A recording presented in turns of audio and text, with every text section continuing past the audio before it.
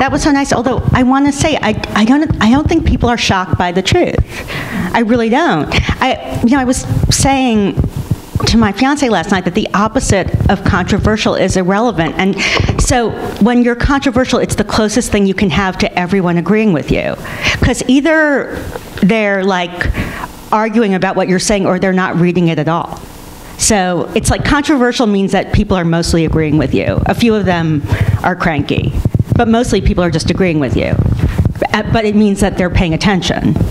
So if you're like controversial, it means that mostly people are agreeing with you. A few people are crankily complaining because that's what they do. But mostly they like what you're saying.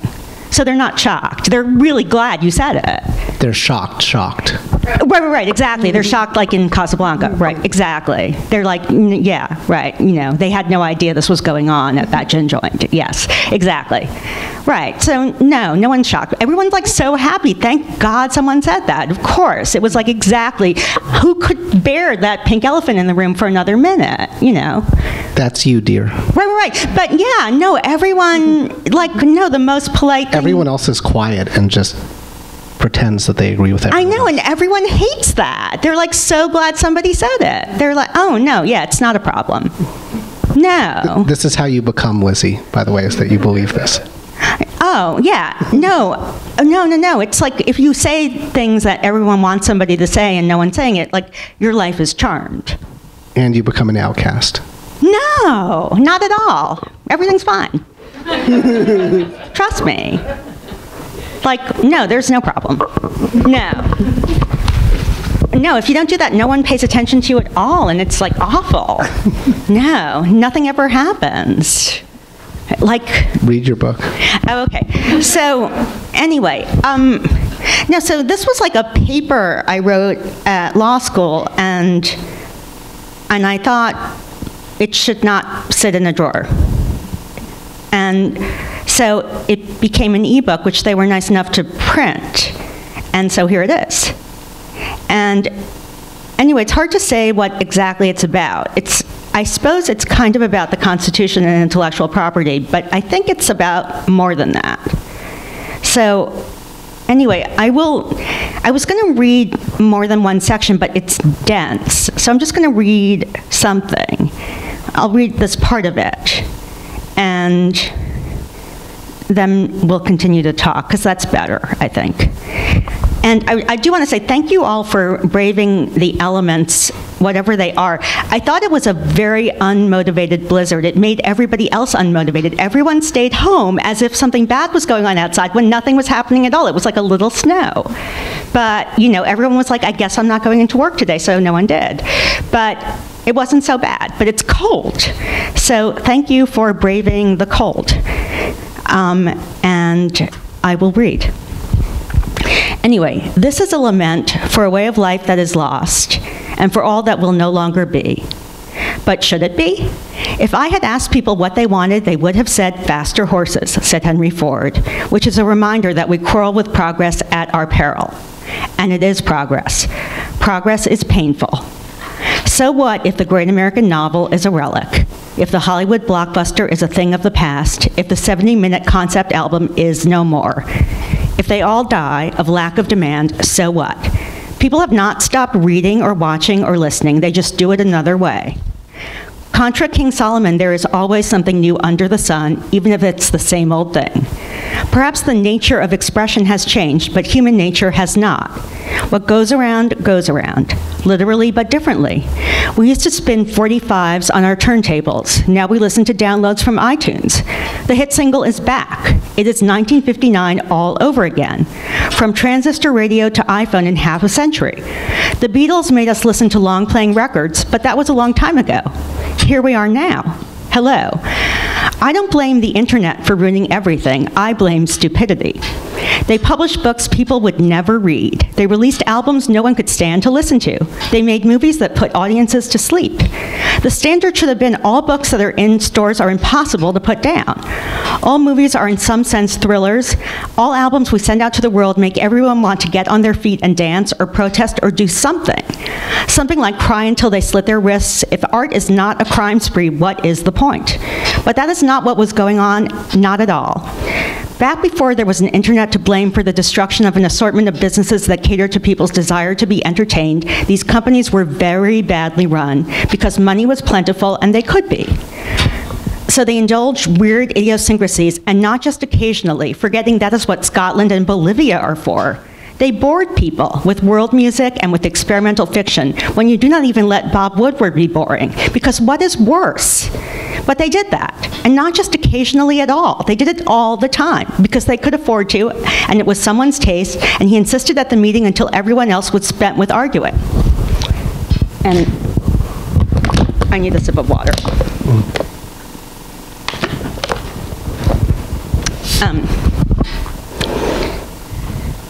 For the 231 mistakes they did not make, they made 768 more. They signed every band that sounded at all like the Eagles or even looked it. Then they let them make 4 albums that all failed in studios in LA with session musicians and tour support and on, because they still had second homes in Malibu and then some after the losses, and because the Eagles sound like cocaine going up someone's nose. They gave first-time novelists $500,000 deals for hype's sake. They made long, boring, epic movies for tens of millions of dollars and let accountants sort it all out. They had no business plan. Actually, their plan was America and hegemony. No one told them hope is not a plan. No one warned them that nerds who never had any fun anyway and could not dance and did not feel would come along and ruin everything. No one told them that nothing lasts. Now look. There is a great library of American film and literature and music that will always exist, but the infrastructure to make more of it is thoroughly degraded. We will create, but we do it a lot less, and less successfully. Everything has changed. Deep Throat was right when he told Woodward and Bernstein to follow the money, because activity goes where it is rewarded. Willie Sutton robbed banks because that's where the money is. Money explains everything. Used to be if you were a hard-luck kid in a dead-end town in a flyover state, you learned to play the guitar, or the bass, or drums if you were hyperactive, because maybe you could join a band and hit the road and make it big. And even if that did not work out, at least along the way you could get laid. At least along the way you could get out of town. At least along the way something instead of nothing. Now every kid wants to invent the next big app. That's the way out. But the last real rock star was Axl Rose, and the last reluctant rock star was Kurt Cobain, so what is the point of amping up in the garage? Even kids know this. Even kids who are not yet wise to paying bills follow the money. Money is more than just rent and emeralds. Money is more than just meals and platinum. Money is more than the many things it buys and funds and pays for. Money is glitter. Money is attention. Money is where the action is. If something is valuable, it generates excitement. What is worthless gets lost and lost to history. Now that there is no money in being a musician because no one buys albums anymore, the dream is no longer to be on stage beneath the bright strobe spotlight at Madison Square Garden. The dream is a tech startup. The dream is a life of headaches. Music still exists. It is still made and sold, but no one loves it the way teenagers used to love it. That is not possible because the message is the medium and downloads don't feel like LPs. They don't feel like anything at all. Rock and roll saved my life because I would gather my allowance and my babysitting money and buy a record and listen to it over and over and over again, obsessively and completely. I listened to the bad songs. I replayed the good songs. I stood up and moved the needle or rewound the tape to hear a song I loved again and again and again. I got very attached to the music I bought. It meant a lot to me. I listened alone and I made other people listen, and I listened alone some more. This is how I became a fanatical lover of words and melody, and there is no other way it happens. You can't get insane over a band or a singer-songwriter because one song you bought on iTunes made you smile or cheered you up. Fanaticism is a commitment, and teenagers were in way deep for many decades because buying pre-recorded music on vinyl or tape or CD pulled them in. That hardly exists anymore, and the kind of love that went with it is gone. It has to be. Love is a rare and special thing, and it happens only because the circumstances are perfect. Love requires serious moonlight. No one loves music unless they own it and hold it and look at it and live with it and listen to it all the time because it is the biggest thing in life. Music can't be the biggest thing in life anymore because it isn't. The teenager is gone, As a group, teenagers came and went with the 20th century. They were born with the invention of leisure and the end of child labor, and the beginning of the yelping teeny boppers at Frank Sinatra concerts. Starting in the 1950s, adolescence became a liminal state between childhood and responsibility, when rebellion in ways that annoyed your parents but were otherwise harmless became available. Does that exist anymore? People of all ages smoke marijuana and listen to Mumford & Sons, while high school students do their homework and worry about the future. Everyone in every demographic is on Facebook all the time when they should be doing something else. When I think about being 15 without the Clash, I shudder, but that was a different world. I wonder what kids do with their anxiety instead. Social media only makes it more extreme. You look at your phone for a while and get caught up until you get bored and put it down. You look at your laptop for a while until you get tired and stop. Then you do it again. The internet is more like all that we're trying to escape. It magnifies crazy. And yet this is what we do now with our downtime and our uptime. Music is a grandiose way out. Getting caught up in rock star personalities and fixating on the lyrics are all part of it, and that exit is gone. We are here to be entertained. We are not here to do a Google search. We are not here to stare into the void. We are here to have fun.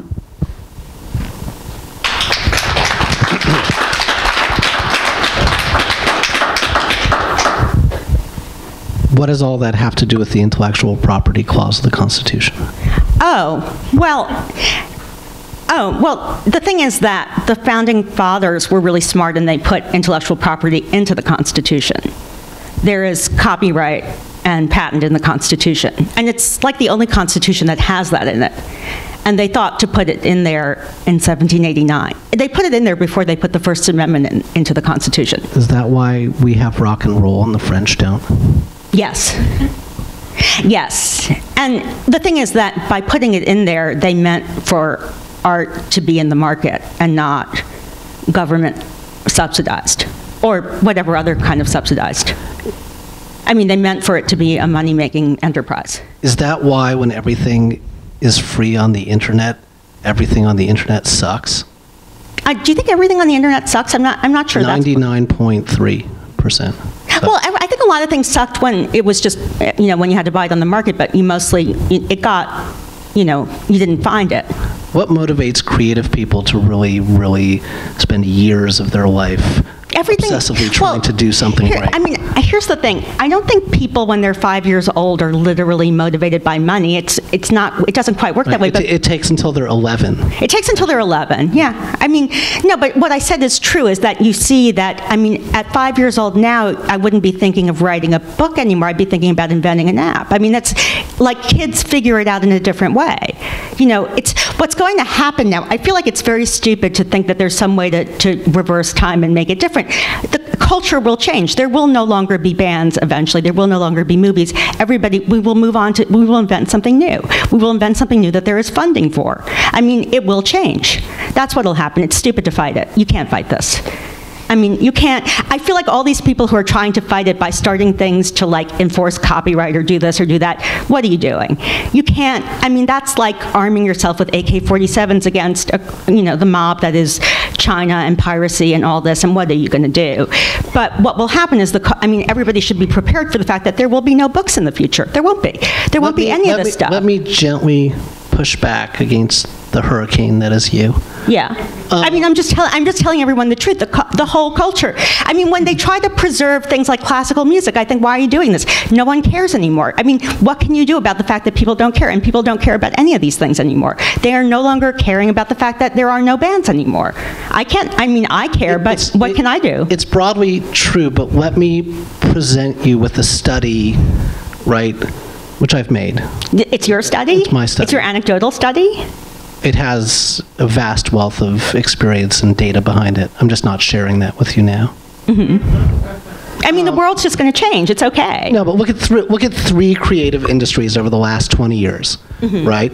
The music industry, run by, coke-addled people who were charging hookers on their platinum cards, right? I hope.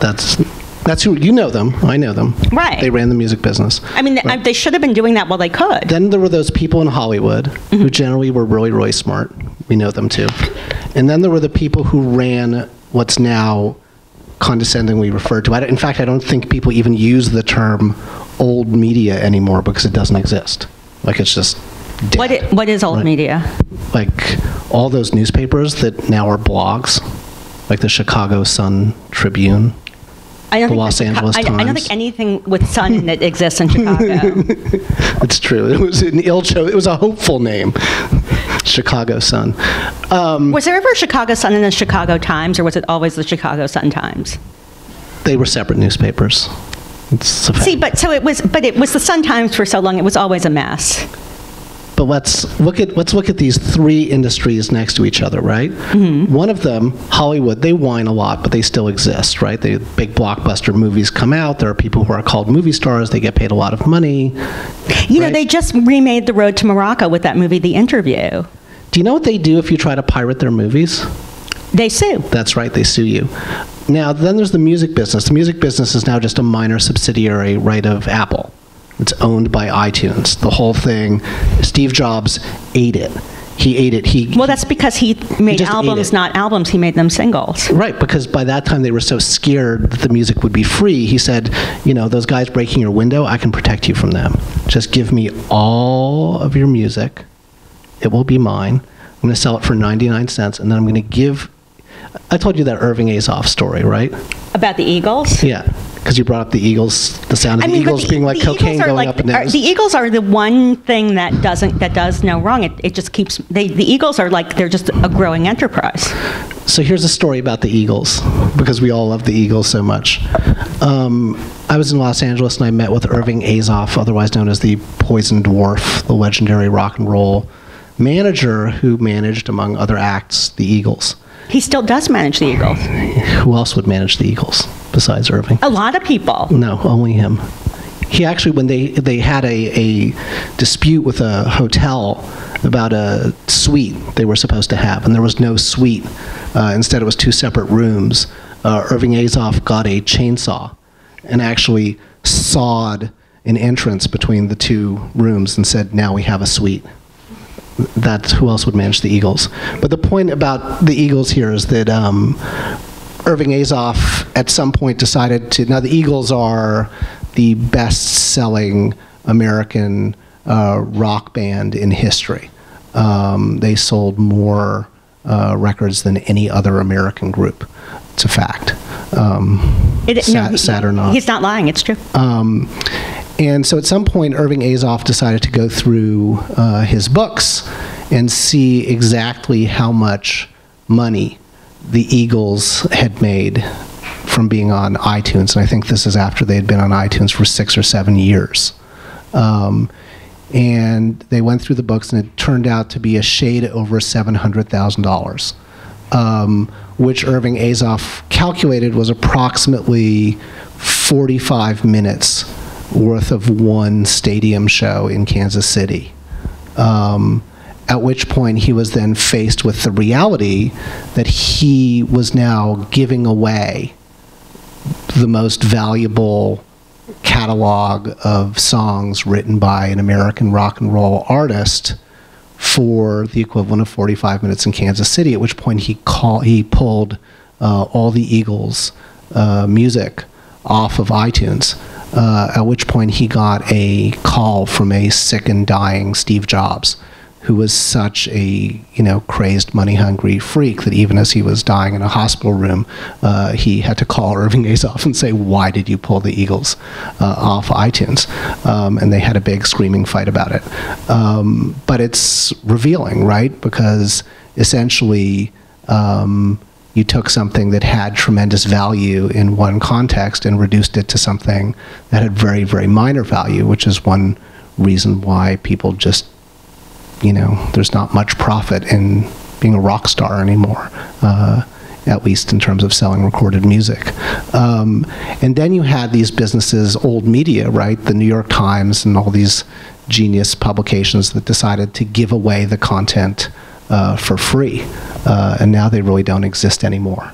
They are, tiny fractions of the valuation that they had, and as a result, they can put out a product that contains a fraction of the reporting, intelligence, editorial attention, whatever it was that they put out before. And so you see three very different outcomes with the exact same technology. The movie business, which aggressively protected its copyrights and as a result exists pretty much the same if you look at its finances as it did 20 years ago. You have the music business, which decided to take a fraction of Steve Jobs's money, and so they're about at 20 or 30% of what they were. And then this other business run by absolute morons, of course, the business that I decided to go into, and they made their product available for free, and as a result, their companies are worth nothing. So in some sense... So you're saying lawsuits work? Lawsuits work, and copyright is a good thing. Oh, copyright's a very good thing, but I think, I don't think there's much you can do about how the world is changing. Sue people. Yeah, I think it works to some extent. I mean, but really, suing every company that infringes your copyright will work for a time. But sooner or later, what can you do? I have a friend who you know, who's a movie critic for a famous metropolitan daily newspaper. And this person, this movie critic, at some point, Siskel and Ebert, then one of them died, then the other one died. Then they still had the Siskel and Ebert show, except it became someone else and someone else, and it was on, the CW network or whatever. So my friend ended up as like the fifth generation Siskel or Ebert on this show. And, at some point he went to his newspaper, which of course was letting him do this, and said, well, now I'm on television, and even a tiny TV audience means there's, 3.5 million people at that point who watch me. So maybe we should set something up with this company. And so I believe the show was produced, it was CW or Fox, one of them was producing the show. And so they met with the executives of the well-known daily metropolitan newspaper, and they made this pitch to the TV people. They said, well, this is great, we can do this cross-promotion, we'll bring you all of our readers, and we'll take some clips from the show and put them on our site, and won't that be great? And the executives who just do this kind of thing because it amuses them said, yeah, that's totally great. We should set that up. They said, okay, well, you give us the clips, and we'll advertise them on our site. And they said, great. The cost of putting a clip on your site is, $25,000 a minute, or whatever it is. And the people at the Metropolitan Daily newspaper were shocked. They said, but how about all the traffic we'll bring you? And they looked at them and said, we don't care. We produce a product. That product is worth money. The cost of the product is $25,000 a minute. That's what we cost to air it. That's what you should pay us. We don't care about your free traffic. It's worth nothing. These people don't pay anything. They're not paying for our product. So you pay us the $25,000 a minute, and you can have a clip. Otherwise, the answer is no. And the people at the Metropolitan Daily newspaper walked out in complete shock because they hadn't realized that they were producing a product that was worth money. Now, that's a very sad story. Actually, that's good, but I still think I am still more interested in wondering what the future looks like. I have no capacity to, and it's not that I have no capacity. No, I mean, the thing is that I don't want to. No, but somebody's going to have to. It really is interesting. They're really, because of what has happened, and because you really can't fight it. There is going to be a future. There won't be bands. There won't be books. It's going to be amazing. No, I don't think so. See, here's what I think. I think that, if you think of really great, real genius, right? No, there will only be... who's the biggest genius ever? Real genius. That's the one thing that's good. Here's the amazing thing. I mean, I maintain that you're talented because you're paid. And yes. that's correct. But the amazing thing is that... And the interesting thing is that, you should actually know if you're talented or not, but there's lots of people who think the way a meritocracy works is that it rewards talented people. there is nothing fair about a meritocracy. It does only reward talented people. How does it reward them, by the way? With money, usually. Right. Yeah. But the thing is that lots of people who have no talent do think they're talented, which is why a meritocracy continues to be what people think of as fair, because everybody thinks secretly that they're going to be the next big billionaire. Everybody deep down believes they're going to win. So people think we have a fair system in the United States. Everybody thinks they're going to get the American dream. So that's how this country continues to get by on being so incredibly unfair. It's because deep down everybody thinks they too are a genius. Can I introduce one more concept into this discussion? But I was just getting started. I know. That's why. That's why I thought I'd look for my opening. I was just about to make my sickening point that the truth is most people have absolutely no ability, and yet they think they do. I was trying to cut you off and keep you from making that point. Well, but it's a pretty good point, because actually, this country keeps going because everybody thinks they're going to win. Do you know who the biggest genius ever was? Who? The person who invented bottled water. Because pretty smart, yeah. Right, because what did they do? They took a product that came out of your tap, it was free, and they monetized it, right? I mean, the only thing smarter could have been bottled air. Right? Why has nobody done? They have done that. Hard. You can buy some kind of. They tried those oxygen bars and this and that, but there's never really caught on the way bottled water did. In women's skincare products, there's oxygen as an ingredient. So don't tell me women are so fucking stupid. You could sell them anything. If you can convince women. I told you, I use a stuff for my skin made out of foreskins. So believe me, you can sell anyone anything.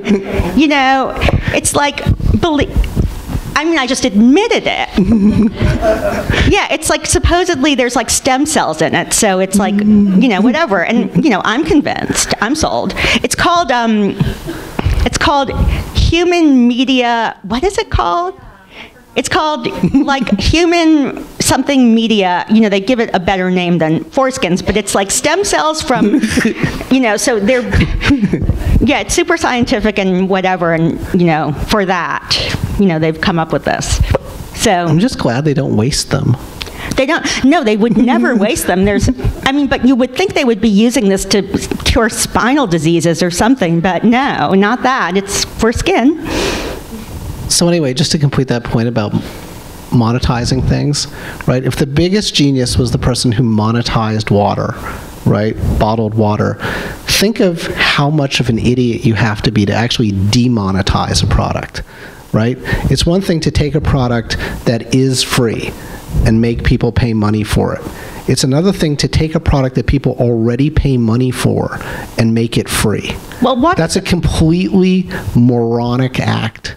And yet, we saw it happen in our lifetime, right?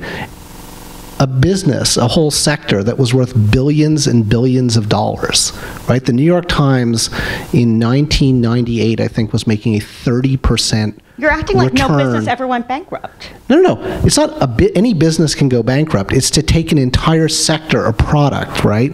Bread. It's something people pay money for. Everybody knows, there's a certain amount of wheat and water and labor and then the cost of distribution. Of course, bread costs money. How much money does it cost? What kind of bread? You can quibble about that. The basic idea that bread costs money, not controversial at any point in human history, right? Imagine if someone then took bread and made it free and just demonetized bread so that no one would ever pay for it again. You'd be like, oh my fucking God, right? That's amazing. I don't think people pay for snake oil anymore, though. I would.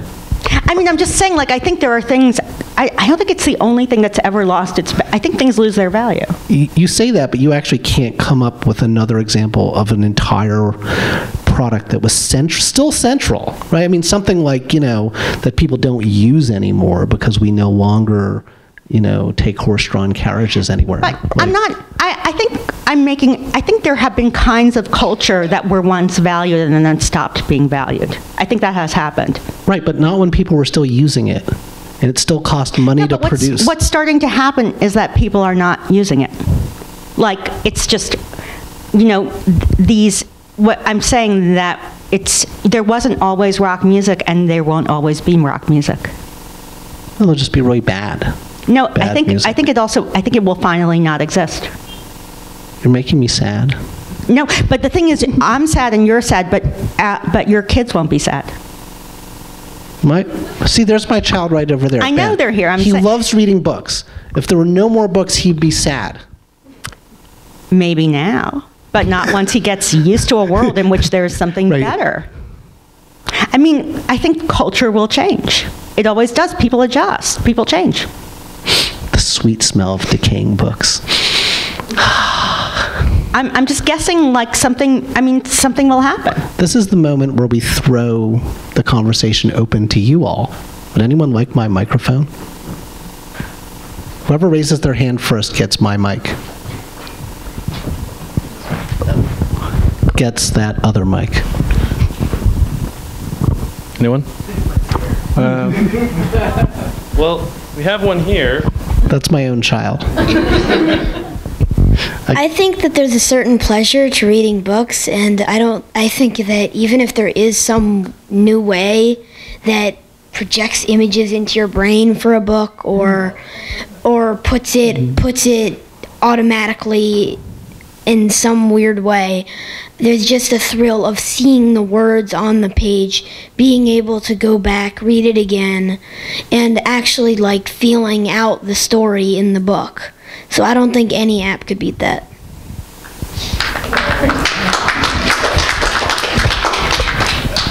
Take that, Lizzie. Got one back here. David, is that your name? Yes. I think that it's not hard to find things that had value, especially associated with style, where at one time you'd pay a lot of money for something, and then all of a sudden, for reasons that are so hard to understand, the style goes out of fashion and it's worthless. For instance, let me give you an example. While you were talking, I thought of crinoline. I mean, ladies... Right, but that's not what I'm talking about. Like, anyone can... There's innumerable examples of things like tulip bulbs or whatever it was that were once worth vast fortunes and now no one will pay money for. What I'm talking about is a thing that people still use, in fact, is ubiquitous. I think people probably read more now than they did 25 years ago, and I think it's by a lot. They read a lot more. The problem is, so the thing itself still has a central place in people's lives. It's still, to do it well, costs a lot of money to produce. However, an entire category of thing that always had value was demonetized and was made free. It was turned into a public utility. Now, in fact, all of that value went somewhere. It went into companies like Google and Facebook that now have become the medium in which stuff is read. But that was just an act of colossal stupidity. It's one thing if nobody people ever figured out how to make Google pay for these things. But Google offered to. They walked into the offices of the New York Times in the year 1998, or someone who knows this history better can correct me, and they said, we will pay you X amount of cents or fractions of a cent per click. And the New York Times said, what are you? We are the New York Times. We're not going into business with you to help you get your service goggle or whatever it's called off the ground. Why would we want to be associated? Well, let people come and read it. They'll still always buy the newspaper. That's why we're the Sulzberger family. Well, see, they wanted faster horses. Yeah.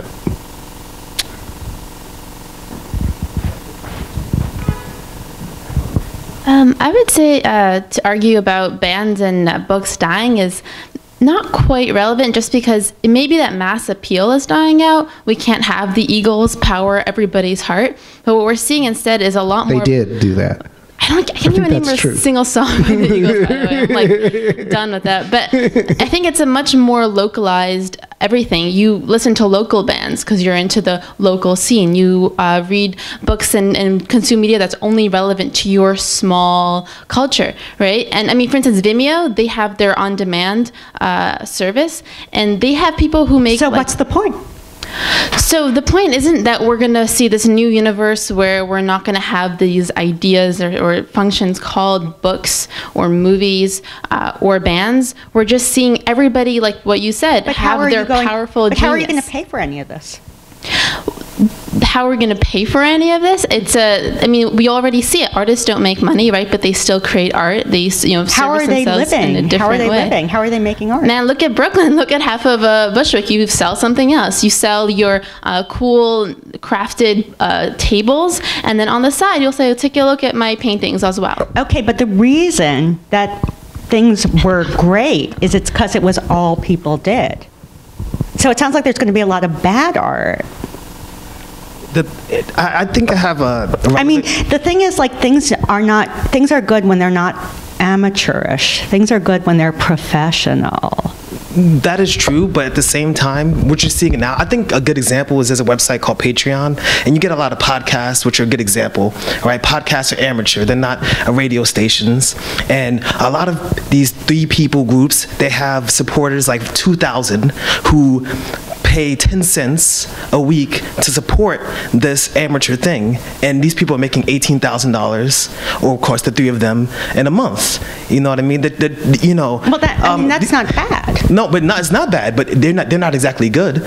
You know, the truth is that the value of, like, the newspaper, right? You say, like, people still use it, but what is the value of the newspaper? Well, the value of a good newspaper is that you get accurate news. And that actually counts for something, because inaccurate news has no value. That is true. It's actually it is true. It's the only thing that's true. No, it's true. No, I just said something that's categorically true. But inaccurate news has no value.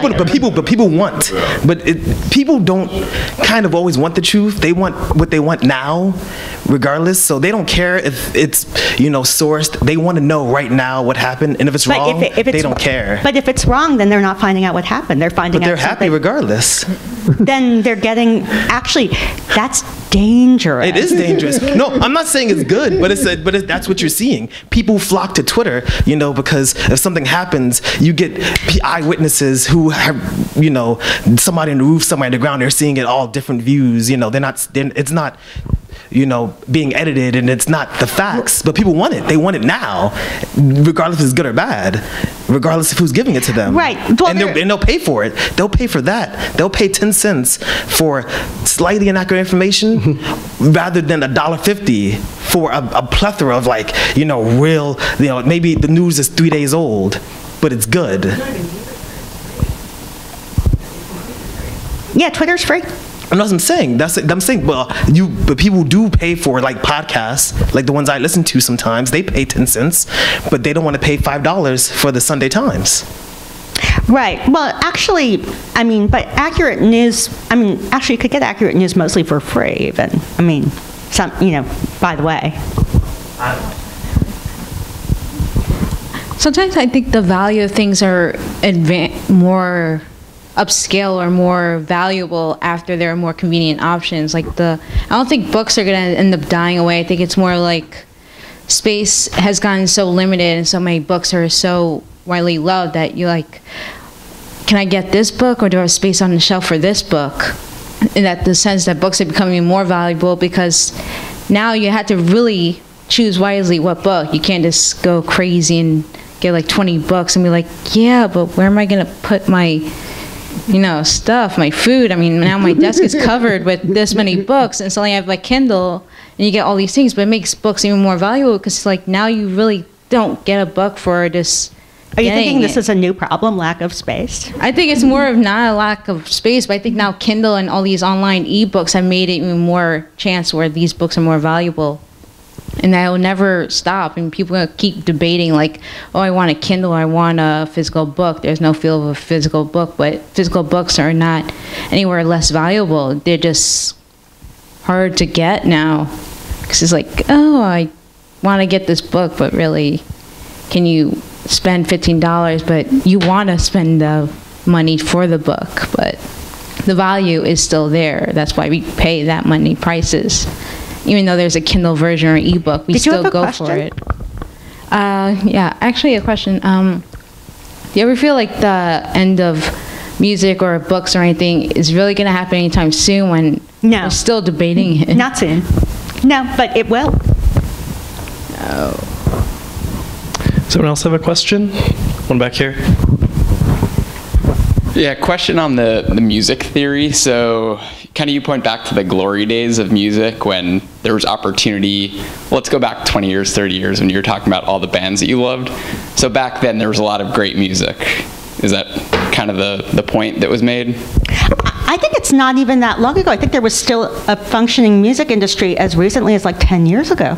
And so the question that I want to get to is essentially one of the points was that more great music was made because there was more opportunity to make money doing so. But my understanding, and this is just probably watching bad movies, is that it was the agents that were making all the money, not the bands. So there were still a lot of bands making a lot of great music.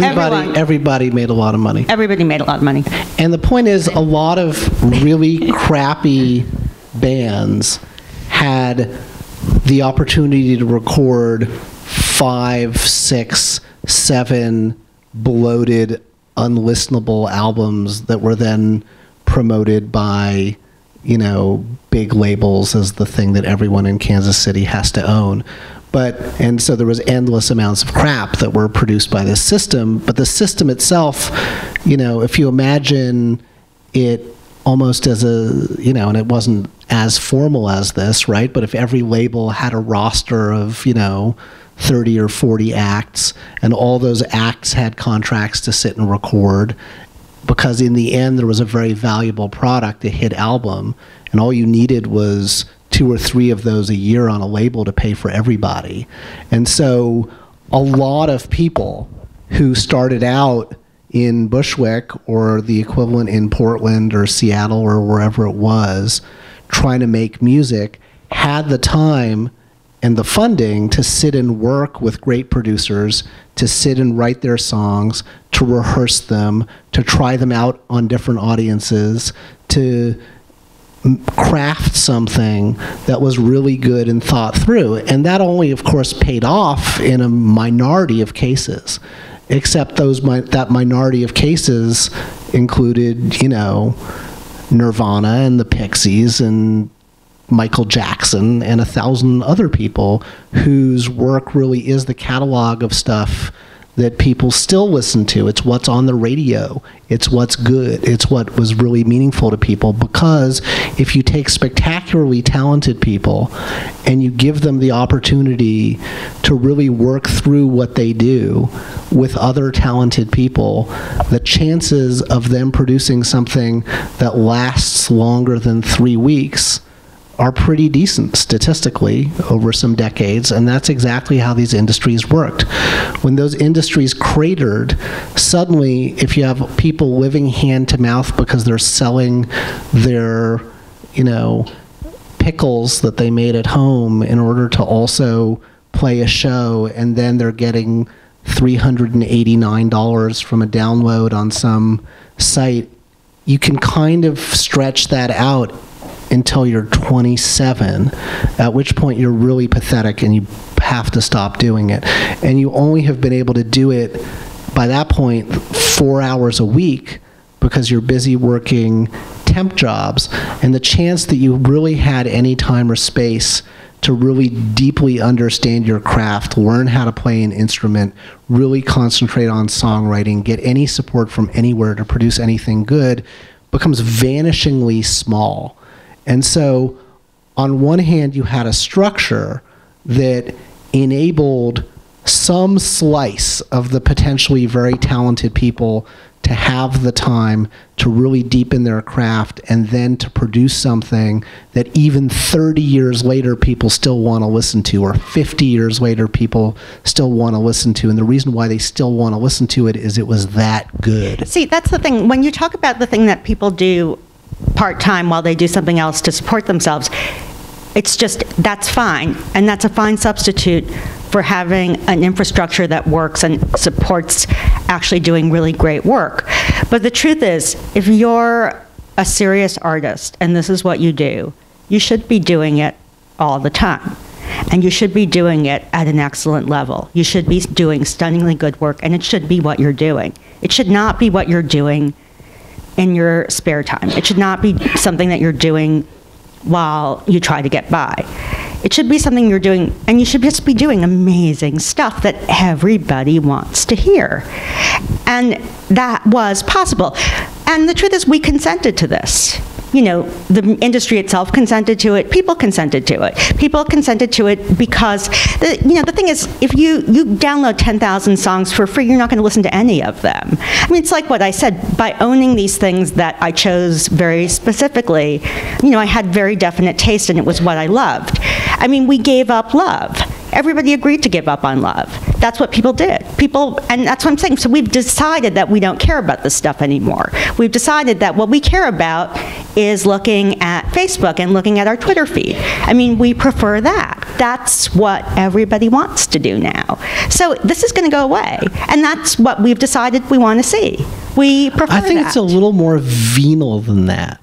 Well, I mean, Silicon Valley decided we prefer that. Right. And that's I think it's a little more... And the truth is, it's because we voted for Ronald Reagan. He lowered taxes. He made all the decisions possible to go into the hands... Ronald Reagan was really nice. ...of a few billionaires who actually run things and decided that this is how we're supposed to live. I mean, it goes back a long way. It goes back... It's not Ronald Reagan's It goes back fault. to 1982. It goes back to... Yeah, we have like a really bad tax system. So it could be all explained by that, by the fact that like a very small group of people make the decisions that all of us have to live with. But I would say that everybody voted for it by agreeing to, the agenda they came up with, by thinking it was a good idea to download 10,000 songs that you're never going to listen to. But, I mean, we voted with that. We went along with it. I mean, you don't need that. I mean, you needed what you wanted, and you needed what you were willing to pay for. I mean, what you were willing to pay for wasn't all that much, and it didn't cost you all that much, and now you can't have it. I mean, soon you will not have any of it. I think you're taking this hard-ass personal responsibility thing a little too far. Like, for instance, if I think of my own role in the destruction of the music industry that I loved, right? Like, one day someone said there's this thing called LimeWire, and you can download... Now, I had spent so many thousands of dollars buying all these records and CDs that I loved. And one day someone said, there's this thing LimeWire, and you can download all the other music that you want for free. And I probably spent X number of days downloading everything that I wanted, because I was like, well, the music industry exists, and it's great. And now I'm going to get all this free music, and I'll be able to have like amazing pleasure for months on end for free. And then I turned around and I was like, there's no more music industry. And then I was like, oh my God, it's my fault, right? But I didn't know that at the time, so I just want a break when you cut me some slack. Well, I guess it's good you weren't one of the people they caught and fined $200,000 and threw in jail. I don't know. What happened to LimeWire? Is it one of the things they shut down? Sure. That Napster. That's how Steve Jobs was able to execute his evil vision. Anyway, That's all we have time for. Yeah, I guess, I suppose, I mean, I feel like we've said enough, but I don't think it's good. I think, people will invent, people are good. They come up with new things. I mean, they consent to like the end of this thing and they come up with the next thing, and it's like, it's not so bad, I mean, I'm optimistic about something. I mean, and on that note, yeah, I'm not saying let's go back. I just, I want to see what the next thing is. Whatever it is. So thank you. Awesome. Well, on behalf of the Strand, thanks to Elizabeth and Dave for coming out here.